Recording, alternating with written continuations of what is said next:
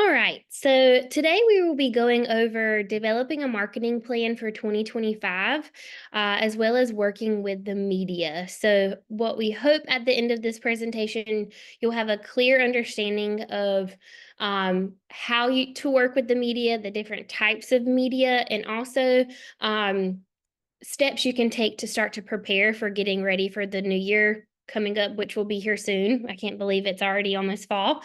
But hopefully with this presentation, you can get a good understanding of how to get your feet under you when preparing a marketing plan for the year. So like I said, we are Quinn and Allie, and we are with Tabletop Media Group. And so you can find us at tabletopmediagroup.com and also email us at info@tabletopmediagroup.com. And then our social media handles are at Tabletop Media GP. So first, I thought we could introduce ourselves. If everyone wants to put in the comment section your name and what business you're from, and then if you're a business owner or what position you do with your business, I thought it would be fun to kind of go around and everyone introduce themselves. And if everyone's a little shy, we can also just skip that part.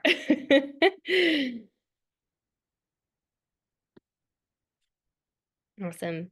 And as people start to fill out, we can also just come back to the comment section at the end and see who all was watching.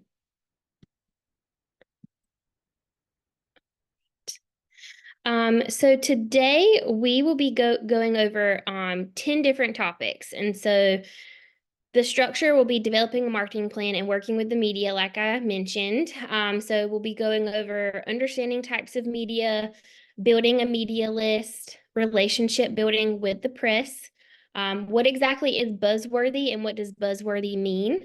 Press releases, importance of a media kit, tips and tricks to working with the media, pay to play, get your wheels turning, and then developing your marketing plan for 2025. So that will be all the topics we cover today. All right, so first things first, types of media. So there are a few different types of media, and I wanted to just have an opportunity to go over different types before we dive into the actual marketing planning. So the first one is broadcasting, which is going to include television and radio. So some local stations that you guys may know are WRAL, ABC 11, 96.1 BBB. I know 101.5 is another really popular radio station here in the Triangle. But any station that includes television or radio is going to be broadcast. Next, it's going to be publishing, which is magazines and newspapers. So just a few that we work with. We work with several, but some popular ones here in this area are Midtown Magazine, Raleigh Magazine, of course, Five West. News and Observer is a newspaper I know everyone in this area is aware of. There's also Cary Magazine, and I'm probably missing several of them, but some most popular ones would be Midtown and Raleigh Magazine. And then Five West is a newer one that we have been working with lately that we really enjoy working with. So publishing will be magazines and newspapers.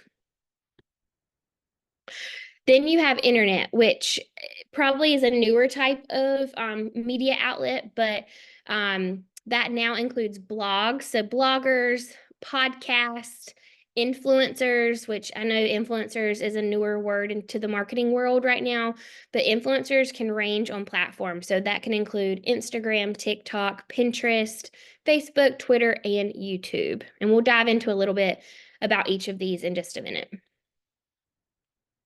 All right, so next we will be talking about what's a media list. So let's just dive right on in.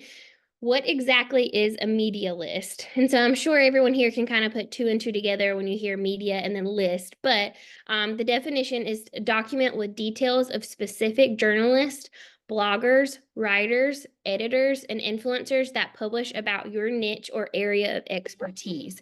So we're going to be talking a little bit on how to make your own media list in just a minute. So steps to finding your own media. So this is in regards to when you're ready to market your company, when you're ready to put yourself out there, you want to start developing your media list. So people that will be included on this media list are people that you want to get your product or your service in front of to talk about. And so we're going to be talking a little bit about how to find those people. So first, you find your audience. So understand where your audience hangs out online. So we put hangs out online because where are they going? Like which social media platform are they going? So what blogs and publications are they reading? Which podcasts are they listening to? Which YouTube channels do they watch? Who follows them on who do they follow on social media? How do you find them? So first, you are going to start by making a list of potential article titles that are relevant to your industry. So this is a really good tip on how to find specifically different writers on who you could promote your product to or pitch your product or service to.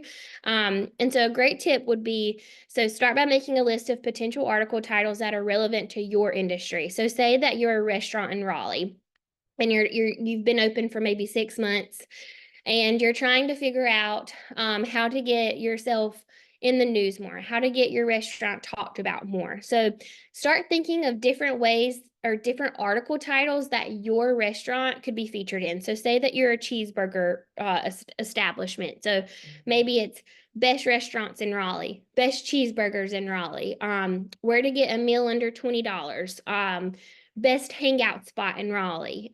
So start thinking of different articles where you could see yourself or your business featured. And then just do a Google search for just that. So go to Google and type in best restaurants Raleigh, or like I said, best cheeseburger in Raleigh, and then hit enter and see all the different types of articles that have already been written regarding those topics.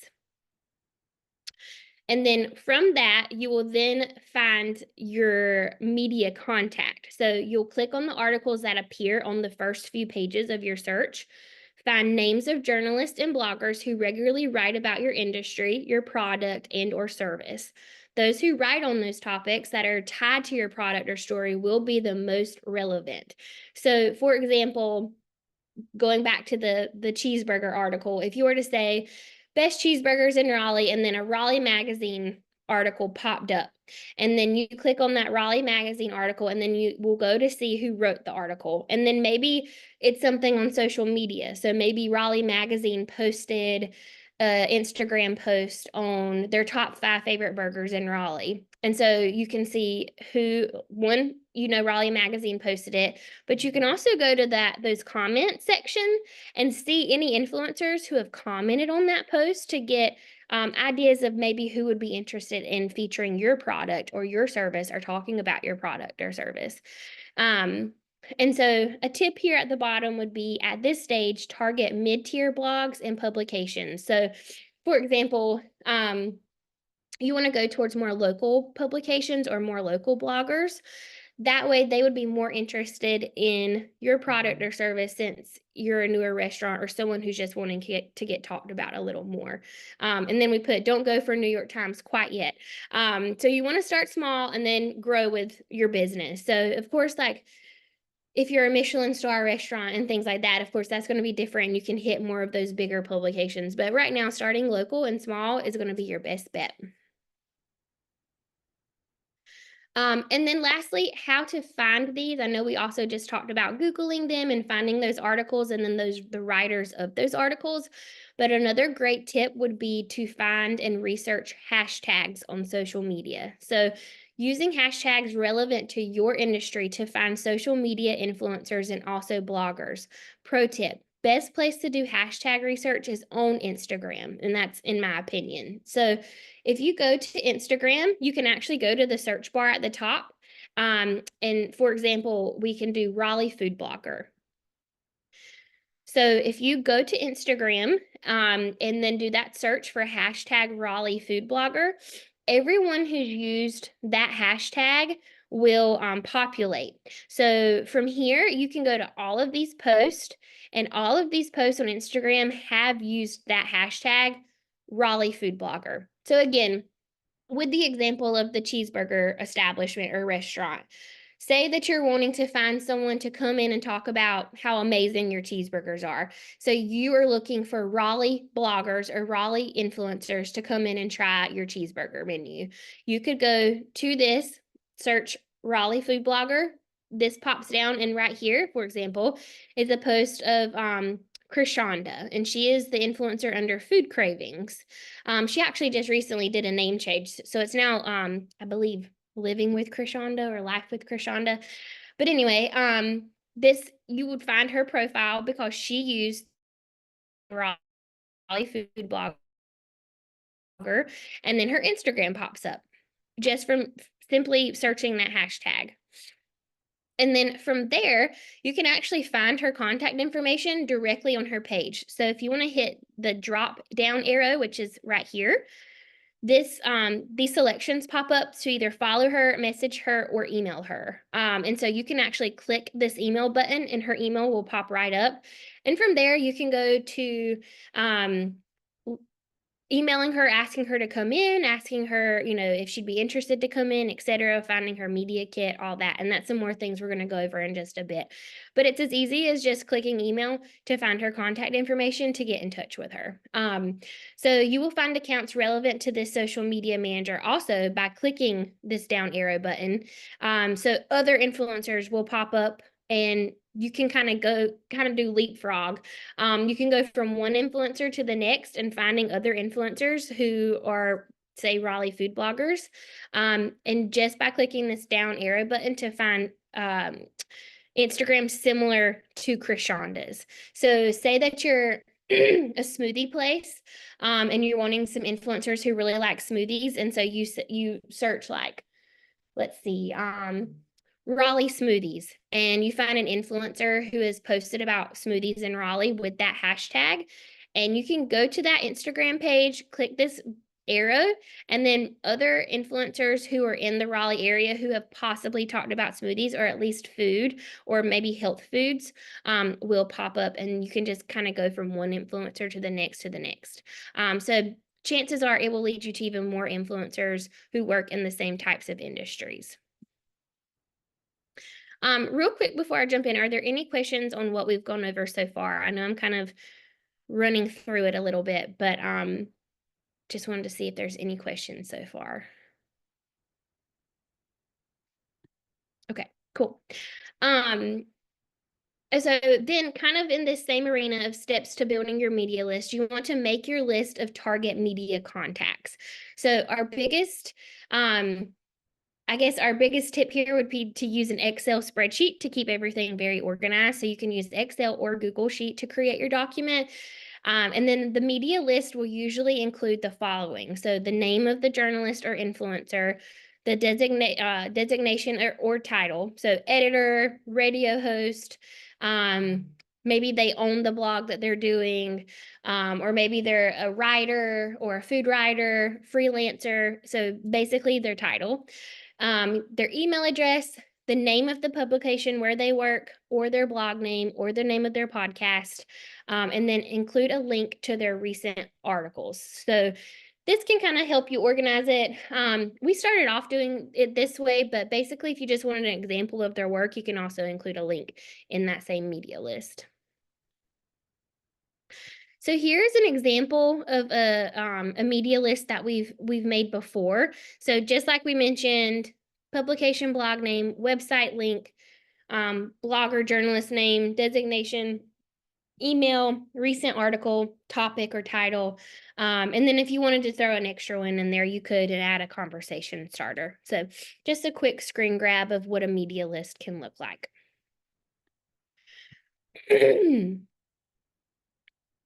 All right. So next we're going to jump into relationship building. And so when you're working with the media, especially in Raleigh, or you're working with local publications, the biggest part is building that relationship with that media contact. And so we have a word called cold pitch, whereas you reach out to someone that you've never reached out to before and you say, hey, my name's Quinn, and I would like for you to write about my milkshakes or my cheeseburgers. And that's just what we call a cold pitch. There's no connection there. You've never reached out to them before. It's basically just like walking up to someone and asking for $1. You want them, you need something from them, but you don't know them and they have no connection to you. And so usually that doesn't work. So what we strongly suggest is building that relationship. So, excuse me.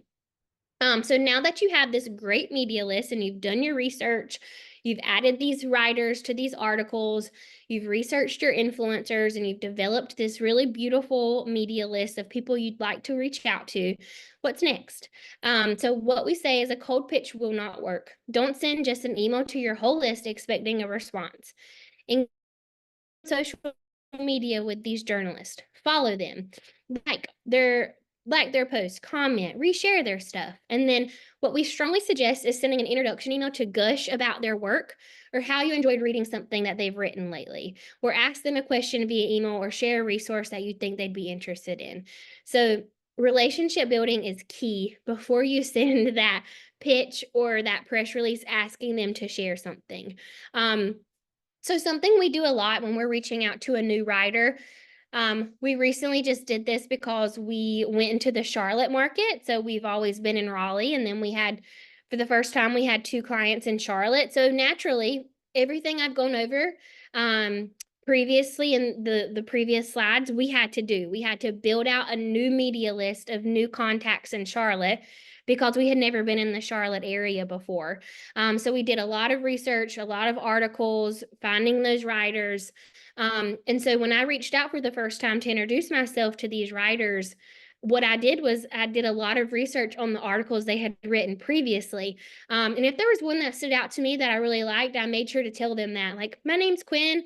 We're new to the Charlotte area. I wanted to introduce myself. I just finished reading your article introducing this new restaurant chain to the Charlotte area that's family owned and operated. I loved how you connected how their grandmother was the root of how they decided to do everything, and their grandma was their inspiration. Really diving into what I loved about her article. And she, of course, responded with the nicest email. And then, boom, just like that, I've made a connection and I've started building a relationship. So now that that relationship has started, I can now feel more comfortable reaching out to her when one of our clients has a new menu or has an event that I want her to talk about in a new article or something like that. So it's really important to make that connection first. So now we're going to chat about what's buzzworthy. And some of you may have heard this word before, and it's a phrase that we use quite often because we do have clients who will come to us and say, oh, we just switched from doing, ground sirloin for our burgers to now we're doing a mix of ground sirloin and ribeye for our burgers. And I really think that's a big idea. Well, it absolutely could be internally, but is the different types of meat you're using for your ground burger mix really buzzworthy, or maybe you just switch GMs, maybe your general manager, you just got a new general manager who has a cool background. Well, yeah, that internally, that's a big deal and it's really awesome, but is it buzzworthy enough to pitch or, get out into the press? Maybe not. So let's chat about some things that can be buzzworthy. So innovative, new technology, sustainability, entrepreneurship, and innovation. For small businesses, a news story can be simply be a story that explains what difference your business is making in your sector. So, for example, we have a brewery client who just completely changed their internal brewing system, and it's one of the first that it's been in this area. So that was a huge story. That is buzzworthy. When you're the first to do something in your area, when you're bringing something new that is changing the way you do things completely internally to make a new or better product, absolutely, totally buzzworthy. Inspirational, the human story behind the business. So, we had a client several years ago who survived an absolutely horrible motorcycle accident, and his story of like coming back from that and building his business to kind of motivate himself to get better and continue to grow, and just it was amazing. And so that is an inspirational story that people just they want to hear, and it makes feel good. Any feel good story like that is going to be buzzworthy. Anything trendy. So your new product to feature. So maybe you have like a brand new Christmas menu where you're doing 5 different Christmas themed cocktails. That's very trendy, very buzzworthy. And then shareable. So raising money all month long for a local cause or an event coming up. People love this type of information.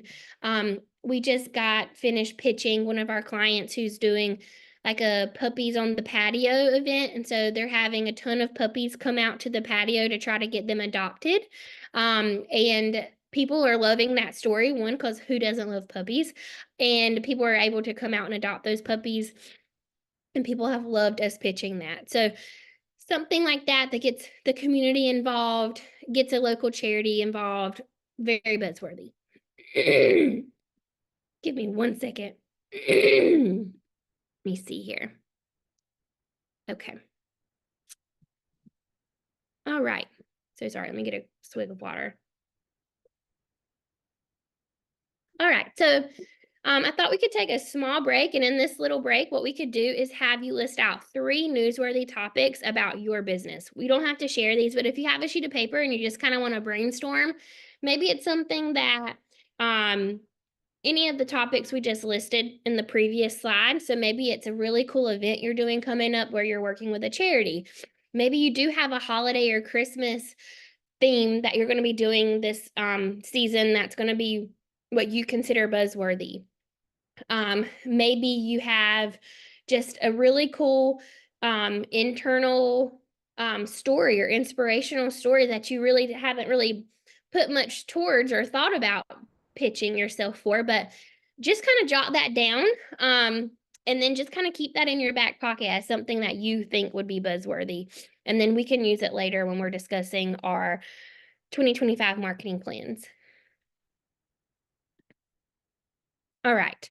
So now we're going to talk about press releases. And so I'm sure everyone here has heard of press releases before. But basically, a press releases are one of the easiest ways to engage journalists and get your news story published. If you're a business owner looking to spread information about your brand, press releases are the way to go. It's a brief document that shares something newsworthy you have done with the press and other media outlets. So what we consider a press release worthy is buzzworthy, like we just mentioned, but it's also something where we consider a big splash. And so when it's something that you're just trying to get it out at one time to a lot of people and you really just want a lot of eyes looking at it, the press release is the perfect way. So for example, we send a press release every time our brewery client comes out with a new beer that's a seasonal release. So it's not something that we would necessarily pitch to different writers or influencers, but it is something that we want a lot of people to know about at one time. So we will type up a beautiful press release that we're getting ready to go over the different parts of a press release. And then we will send that to probably 200 to 300 people at one time, list out of all the media contacts we have here in the Triangle. And then this is usually sent to journalists and editors who may use the information to write a news article. So when you see things like WREL, like the Foodie News Friday, or Triangle Food Guy, or Raw Today, who does the daily newsletters, these are a lot of publications that pick up from press releases because they can easily copy the information that you've sent and paste it onto whatever platform they're using. And it's a very easy way for them to include that content. So why should you send a press release? Garners attention and awareness. Journalists and media outlets have far more reach than your business alone. So people like that, WREL, Raw Today, even like Eater in the Raleigh-Durham area, when they put your information into their publication, it's reaching far more than if you just post it on your social media or your website. Use a press release to gain more attention and awareness for your business. It also helps build relationships, so it's mutually beneficial. So journalists and influencers, all those media contacts that I mentioned earlier, they need stories. They need the content. And this, by you putting out a press release, you're giving them what they need. So we have a lot of influencers or a lot of writers who reply to us and say, thank you so much for letting us know. We'll include this on our Friday roundup or something like that. So they're always hungry for the content, which is why it works beneficially for you, because you're trying to get your story out there. Couple more reasons to send press releases. It helps manage your image. So an effective press release is a good way to control how your business is being viewed. You can build your brand image and shape public perception through an informative official statement with facts to counter any negative publicity. So we always hope that this never happens to any of our clients, but PR, of course, is managing your brand. So if something comes out that actually, one of our clients was one of the first restaurants in 2020 to have a COVID exposure. So we had to send a press release saying, this did happen. So we did have a COVID exposure, but these are the precautions we're taking to clean our restaurant. And that was a really great way to, any kind of jibber jabber that was happening, we put an end to it with a press release, which was an official statement from the restaurant. And so that's a good way to keep a manage on your brand. And it also actually improves your search engine optimization, which is a really cool thing. But your rank will increase via Google and other search engines when your business and keywords about your business are included in media placements. So last but definitely not least. And then this is a great format for a press release. So if you wanted to screen grab any slide, I would suggest screen grabbing this one. I'll also just make sure that McKenna has our slideshow presentation just so she can pass along to you guys. But this is a really great format on how to write a press release. So your headline will be first, and this will be a title that grabs people's attention and clearly explains what you're discussing in the release. The location, which is literally your address. So don't just say like the Village District or downtown Raleigh. Literally put like 123, Sweet Potato Lane, and like that, put your exact address in there. A strong lead. So this is where you explain your newsworthy study or content in one sentence. The body, which everyone can imagine, that's just where you're explaining like what you're sending this press release about. We always like to include a good quote or two from the owner or the chef, or maybe the GM or anyone that's included in your brand. And then lastly, your boilerplate, which is literally just says like about Shop Local Raleigh or about Tabletop Media Group, and it'll just give a couple sentences on what your business, who your business is, what you do, how long you've been open, etc. And then you will always want to include your social media and website links there as well. And then the last thing is who your press contact is. So if you work with a PR company, that will be me or Allie. But if you're sending your own press release from your own media list that you've built out, you will just put your name, your last name, your email address, and your phone number if you feel comfortable. And this is just so that press contact knows who to contact if they have any questions, or if they need to call you quickly to confirm a detail, your number is there. But if you don't feel comfortable leaving your number, they're usually pretty quick on email as well. All right, so now we're going to jump into what is a media kit and why is a media kit important. So a media kit is a document containing information about your business, product, or event, often used at events and for launches as a package of information for journalists to help them write their story. They are also a great, they are also great to have on your website under press section. Media can download your kit directly.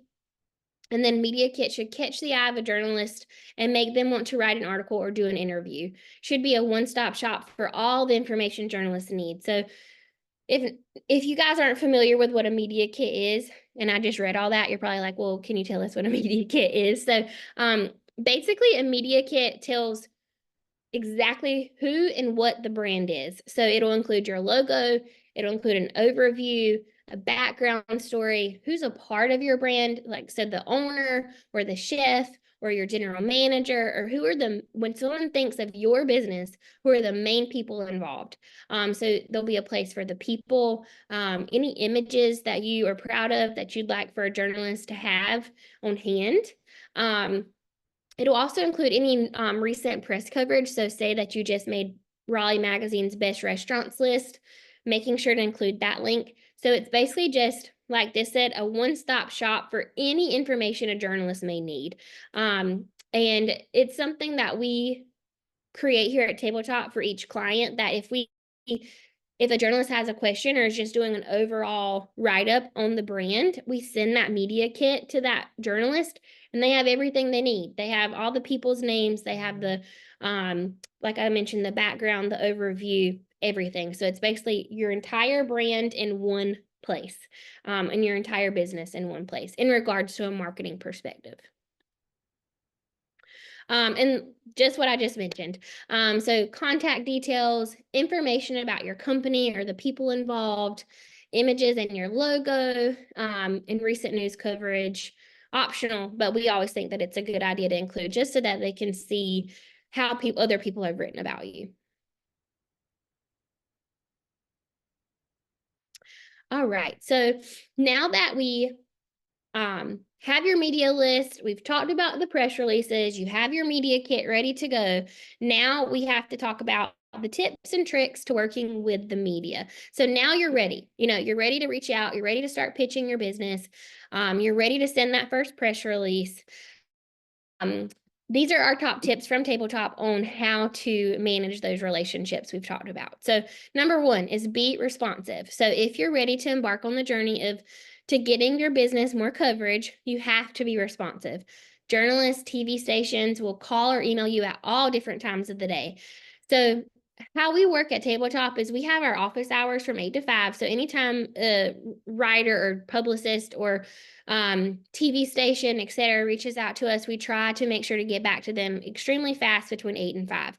If it's after 5, and I'm on my couch and something comes in at 7, I'll respond. But of course, like within reason, be responsive or dedicated, or dedicate someone on your team to do so. Because what can happen is once you've made these connections and these relationships, you can have a TV anchor reach out at 8 a.m. and say, hey, we have an open spot. Can you come on and talk about your event that you have coming up on Saturday? We'd love to have you on.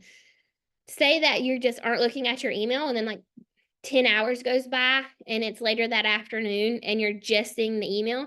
You can respond, even though it's the same day, and say, absolutely, yes, sign me up. And they can come back to you and say, I'm so sorry, we've already filled that spot. So just making sure that you're responsive, you're checking, especially when you're being forward and you're putting yourself and you're the one reaching out, asking these questions, wanting to get more involved, wanting to get your product out there more. You just want to make sure that you're checking your email. And yeah, and this is the example I said earlier about the restaurant we were, that was our client who had the COVID exposure. So they found out maybe that afternoon about the COVID exposure. The news knew about it within like an hour. So if we hadn't have like been on top of it, the news would have maybe, as we all know the media can do, spun their own story, put out there, like maybe it was 5 people who had COVID when it was actually 1. So our team had to hop on it, create that press release, be the first person to say something. So just really important to be responsive. So number 2, do your research on who you're talking to. So before reaching out to these contacts on your media list, make sure to look them up. Follow them on social media, learn about their interest. It's not a good idea to send them something they have 0 interest in. So, I remember one time we pitched a news writer that I just could have sworn wrote about cocktails, but they didn't. They actually don't drink. They are sober, have been on a sober journey, and I felt like for lack of better words, complete idiot because I did not reach out, or I didn't do my research, and I didn't see that they were actually sober. So just wanting to make sure you know what their interests are.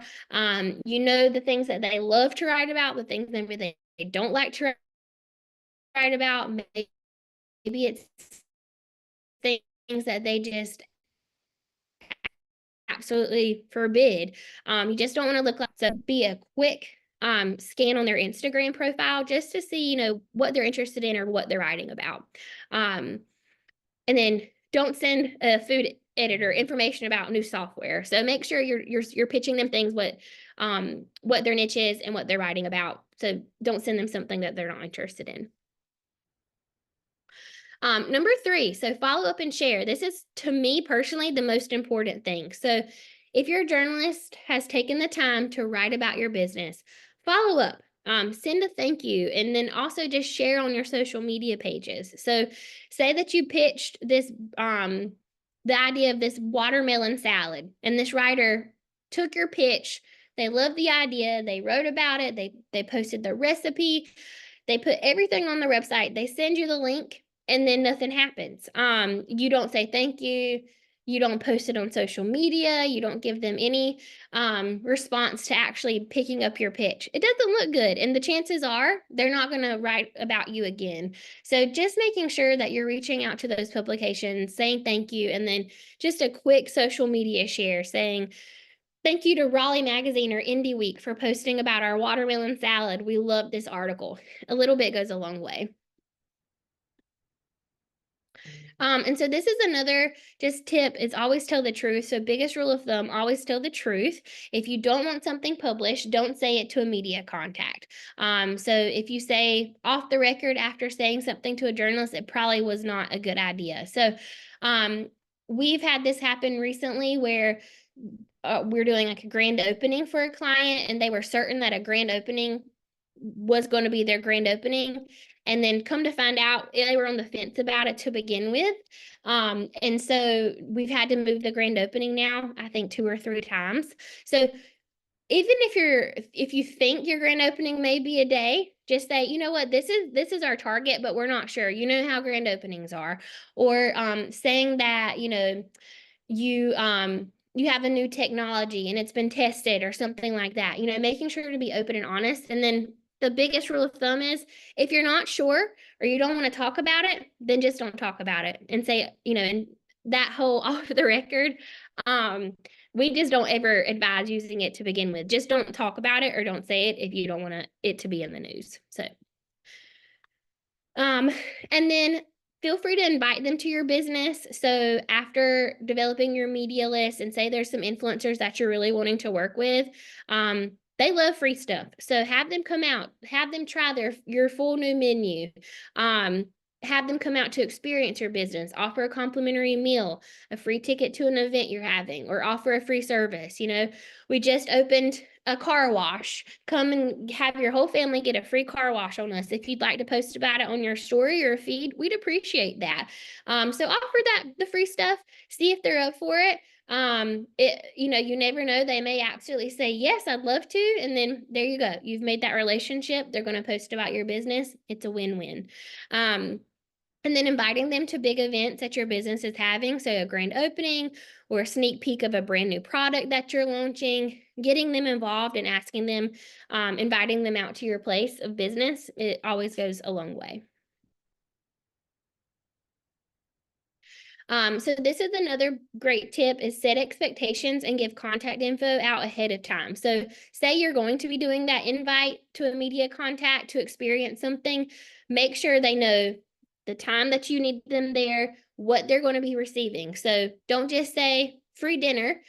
Say we're going to give you 3 pizzas, 2 salads, and a dessert. Be very specific, because we have had this happen numerous times where the influencer or the media guest thought one thing, the business thought something else, and then when you go back, it wasn't detailed. It's just fuzzy. So no one really knows who is right or who is wrong. So it's always a nice thing to be as detailed as possible. And then making sure they have a contact there. So when they arrive at your place of business, maybe you're not there, but maybe your GM or your assistant GM is there, giving them their name and their telephone number, just in case they need something while they're there to experience that free meal or that free car wash, or, whatever you're providing for them, whatever service you're providing. And then we just like to give this warning that sometimes it is pay to play. So if you're inviting out these influencers, I will say now more than ever, they are charging for them to come out and post about you. So You could offer that free appetizer, two entrees, dessert, but they may not accept that because they may come back and say, well, I live 30 minutes away and it takes me a lot of time to get to post on my page, to edit the video. So they may ask for some compensation with that. And again, we're seeing that now more than ever. So you may find that influencers or even some magazines may reach out asking for a dollar amount. So for example, a featured article about your business in their magazine may run you $500 plus, or a featured Instagram post about the new milkshake your ice cream shop launched may cost $200 from a popular food blogger. It's okay if you don't want to do this, but just politely decline and say you aren't interested, or find out more details about their pricing. So always ask for their media rates and their stats.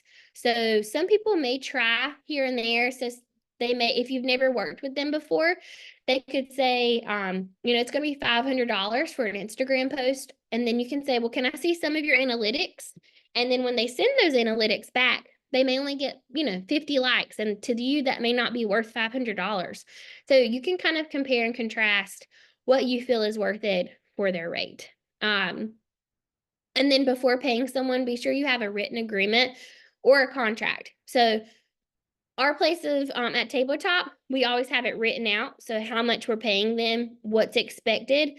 So it's in black and white email form. It's right there in text. If anything happens and there's confusion, we have it nice and pretty written out. If you're doing something over the phone with an influencer, just making sure that after the phone call conversation, you're then putting it in either an Instagram direct message or an email, so it's written out somewhere, and it's somewhere that you can go back to if there's any blurred lines there. And then how many views they typically get on an Instagram reel. So feel free to talk to them about it. Ask them questions about it. Ask them what their engagement is like, or what's the most views you've ever gotten on an Instagram reel. They will know it, and a good influencer will not mind sharing those details with you. All right. And then just to kind of go over examples of past media placements that we've received for our clients, and to also get your wheels turning. So collaborations are always fun and always a good idea. So think of something fun that you can do with a neighboring business or someone in your community. So say you are a milkshake company or an ice cream shop and your best friend knits. So maybe you can do some type of fun collaboration where if you come on Thursday at 1 p.m., the first 50 people get like a knitted little milkshake or something like that, where you can collaborate with your friend. And then your friend can post about you on their social. You can post about your friend on their social. You get mutual people seeing both different brands.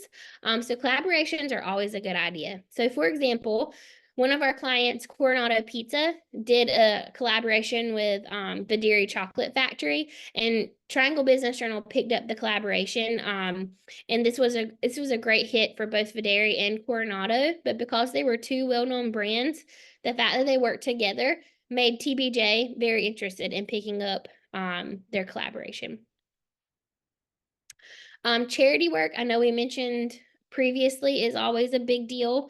Especially here in Raleigh, we see that a lot of publications love writing about local charities or business partners with those charities. So one of our clients, Stir, donated funds to Oak City Cares for the entire month of November. Because it was Thanksgiving, the time to give back, they call it their giving month. And a percent of all sales goes to Oak City Cares every November. And WREL picked that up.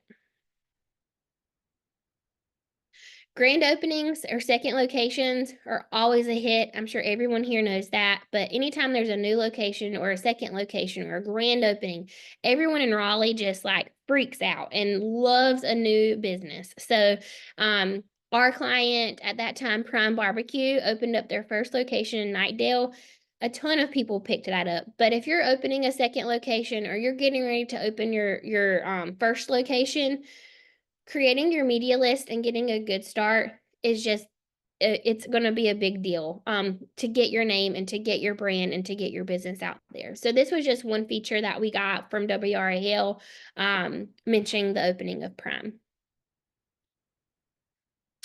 And then some media placements are not just articles or they're not just TV, but they can also be working with bloggers. So we invited Best Local NC out to experience a fun client collaboration. So we did where two of our clients actually collaborated. It was a Solly Desserts Cafe collaborated with Raleigh Rolls to make their they took their chocolate tahini tart and put them into ice cream rolls. And so to celebrate that collaboration, we invited a bunch of influencers out. And they came out and tried the rolls and posted them on their social media, and they were very popular.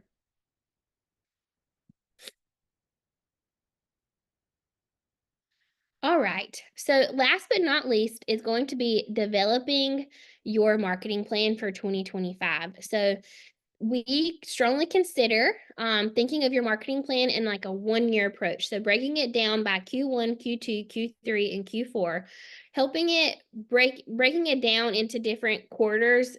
Everything seems much more manageable. So look at big holidays, events, interesting dates specific to your business. National Taco Day if you're a taco restaurant. What could you offer on National Taco Day? Could you do dollar tacos? Could you do buy one get one tacos? So trying to think about different things that you can do to celebrate those holidays that are specific to your brand or relate to your brand. You can create your marketing plan in a Word document or an Excel spreadsheet. So literally, or on a sheet of paper if you wanted to with a pen or pencil. By just planning out Q1, Q2, Q3, Q4. Think about what media coverage you'd like to get throughout the year and pencil it into your marketing plan. One of the first things we do with the new clients in public relations, we say, where do you want to see yourself? Do you have a dream publication that you'd like to be in? And then that helps us figure out like how we need to pitch them in order to get them in that dream publication. But you can do the same exact thing. So say that, your dream is to be in Raleigh Magazine's best restaurants, in that magazine somewhere. And it's actually coming up in September. So it'd be a great time to start planning for 2025. But say that's your dream. Sketch it in on Q3. September is Raleigh Magazine's best restaurant. What can I do in Q1 and Q2 to help get me to Q3 to prepare for that? And maybe it's establishing relationship with some Raleigh Magazine writers. Maybe it's following them and commenting on their social media once a week to kind of get your name out there. Maybe it's reaching out and inviting one of their writers to coffee to introduce yourself. Try to think about those things in order to prepare yourself for that dream publication that you'd like to be in. And then, an example was, when would you pitch the local TV station that your restaurant is giving away 500 free tacos for National Taco Day? So if you're going to pitch yourself for that, for National Taco Day, we would do it probably 3 to 4 weeks ahead of time to establish that relationship with that writer or that TV host or whoever you're pitching yourself to. Treating them to coffee, talking to them about what you're doing with those 500 free tacos. So giving yourself enough time to prep for that feature that you're really wanting. And then where to find these unique holidays. So National Taco Day, we get asked that a lot. So if you're say that you make like homemade granola, there's going to be a National Granola Day, I can promise you. Or maybe that you're a donut shop. National Donut Day is huge. So where do you find these holidays and how can you prepare them for next year? So go to e-commerce holidays on Printful blog, Constant Contact. They have a free downloadable marketing calendar. Chuck Joe's Food and Beverage has a marketing calendar, and then Metro Cool's calendar for 2025. And then I also linked out a marketing plan that we made for VGCC. It's a community college in Northern North Carolina, but I don't know if anyone's heard of that, but it's like Vance Granville Community College. But we made a marketing plan for them, and I did link it out in this slide. If anyone's interested in looking at a sample marketing plan for an entire year, you can definitely do that. And we have this slideshow going to McKenna, so she can link it out too. So So the last thing is how to prep. So write down, just like we did earlier with creating buzzworthy things. So what you can do for, prepping for the next quarter is literally just take a sheet of paper and put it into 4 different categories for Q1, Q2, Q3, Q4, and then list just one idea for each quarter. So first quarter is going to be January, February, March. So maybe it's something Valentine's Day or winter focused. And then we'll move into spring and then summer and then the holiday. So maybe just thinking of one idea under each quarter that you'd like to plan for your business, to reach out to those media contacts and pitch that we've mentioned earlier. And that is it for us today. I know I did a